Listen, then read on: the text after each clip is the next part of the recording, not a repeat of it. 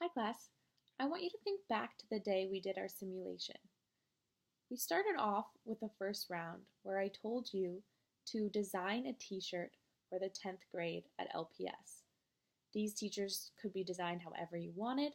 You could design as many as you wanted within 4 minutes. That's how long I gave you, 4 minutes.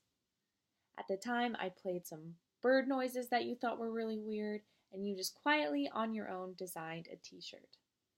That was supposed to represent a cottage industry. Cottage industries were how goods were made before the Industrial Revolution. It was when people would make goods normally in their homes, either by themselves or with their families. They would make most of the goods by hand or with simple tools or machines. At the time, goods were very unique and different people made them in different ways. They were also usually very high quality and made very well. However, it took a long time to make the goods because they were made by hand and with small machines. So that's a cottage industry, what happened before the Industrial Revolution. Then, in the second round of the simulation, I all of a sudden told you that you were going to work on teams to complete these t-shirts. And instead of completing one t-shirt all on your own, you were going to try to complete as many as you could in 4 minutes, with each person being in charge of one specific part of the t-shirt.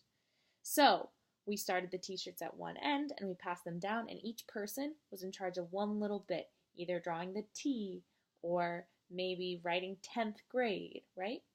I gave you 4 minutes to do that. I said go.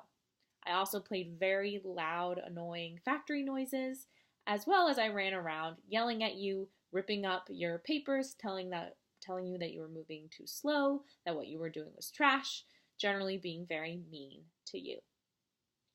When we finished that round, we looked and we had made a ton more t-shirts than we'd made in the first round. However, this time all the t-shirts were supposed to be exactly the same. They were probably of lower quality, and you were not having a very pleasant experience now when you were making them. However, this time you did have a guarantee that you would make money, right? I gave everyone one sticky note. When in the first round, you only made money if you sold a good. But if you sold the good, you got all the money that you made. So the second round was supposed to represent how goods were made after the Industrial Revolution. After the Industrial Revolution, goods were made in factories with machines. They were made very quickly. There were huge amounts of goods made. That was called mass production. However, workers were not treated very well. They worked in very dangerous conditions. They did not make very large wages, though they did have a guaranteed wage no matter what happened. So all of a sudden, goods are exactly the same. Goods are of lower quality, but they are of high quantity. So that's the first thing that we learned about the Industrial Revolution, just this general trend of what changed from before to after. Then what we learned about was different inventions. First invention that's the most important to know is a steam engine. A steam engine is a way to power different machines and trains and boats that was invented during the Industrial Revolution. This is the most important invention during the Industrial Revolution because it powered all of the other machines.